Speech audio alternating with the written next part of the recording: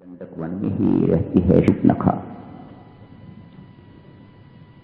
इसी को मन कहा जाता है, दंडक। इसी में वासना रहती है और इसी में भक्ति में वृत्ति भी रहती है, भावना भी रहती है। वासना प्रभु से दूर करती है, जैसा शूर्पणखा ने कर दिखाया है।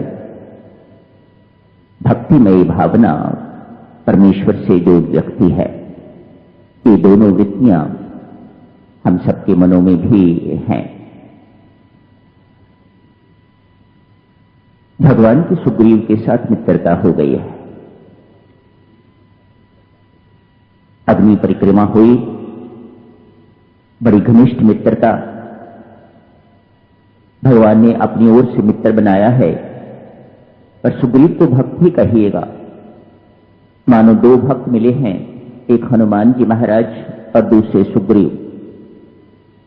हनुमान जी महाराज के बारे में तो दो राय ही नहीं हो सकती, वह तो परम अनन्य भक्त हैं। उन्हें कुछ नहीं चाहिए, निष्काम भक्त हैं, निश्चल भक्त हैं, निष्कपट भक्त हैं, अनन्य भक्त हैं। सुग्रीव के विषय में थोड़ा सोचना पड़ेगा।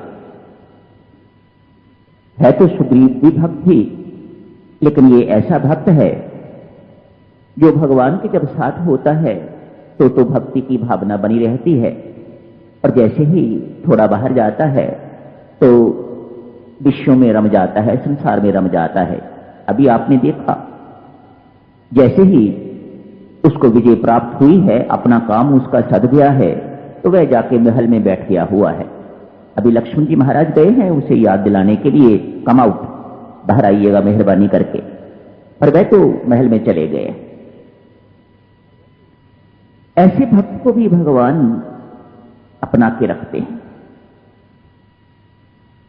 हनुमान जी को तो कुछ नहीं कहा कि तेरे साथ मेरा संबंध क्या है, तेरे साथ मैंने संबंध जोड़ लिया है, कोई शब्द नहीं कहे। हां, तो मुझे लक्ष्मण से भी दुगना प्रिय है, इतना कहा। सुग्रीव को क्या कहा है? तेरे मिलने से पहले हम 4 थे, अब 5 हैं। सुग्रीव जैसे विषयी भक्त को भगवान ने अपना भाई बना लिया। अब हम 5 हो गए, पहले 4 थे, अब 5। इसी मित्रता के बलबूते पर सुग्रीव बाली को जाके ललकारता है। तारा समझाती है, लेकिन बाली समझते नहीं। जब अपने अति प्रिय कुछ समझाएं, अपने हितकारी परम हितकारी कुछ समझाएं और बात समझ में ना आए, तो समझ लीजिएगा कोई अनिष्ट होने वाला है। बाली के साथ भी ऐसा ही हुआ। तारा की बात नहीं मानी। इससे पहले कभी नहीं कहा उसने, अब मत लड़ो सुग्रीव से, ना जाने कितनी बार लड़ाई हुई होगी इससे पहले, लेकिन आज कहा है तो इसका कोई कारण विशेष होगा जिस पर बाली ने कोई ध्यान नहीं दिया और चले गए और मर गए। राम ने मार दिया, उनको खत्म कर दिया। बाली उलाहना देता है,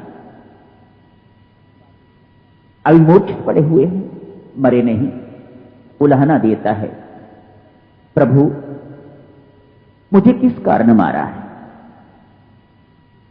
प्रभु राम कहते हैं, बाली तूने अपने छोटे भाई का राज्य भी हड़प कर लिया और उसकी पत्नी भी जो है वह छीन ली।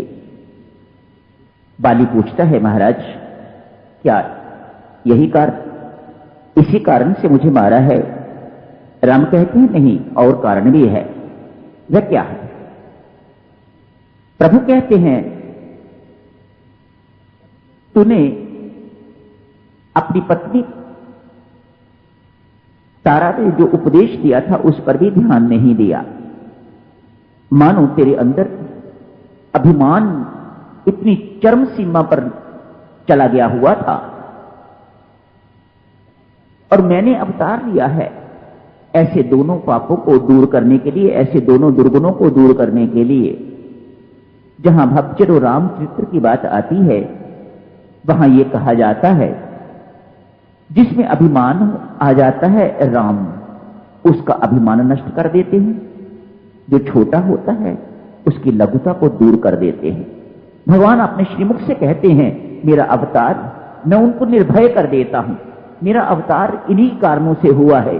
जो अभिमानी व्यक्ति होता है, अपने आप को बड़ा मानने वाला होता है, उसको मैं संतुलित कर देता हूं, उसका अभिमान नष्ट कर देता हूं। और जो अपने आप को छोटा मानता है, लघु मानता है, उसकी लघुता की भावना जो है वह निकाल देता हूं और उसे भी ऊपर ले आता हूं। अपने जैसा या दूसरों जैसा, जैसे सामान्य व्यक्ति होते हैं, भाई अपने आप को छोटा ना मान, तेरा काम उतना ही महत्वपूर्ण है जितने बड़ों का काम। तू किसी भी प्रकार से छोटा नहीं है। वानरों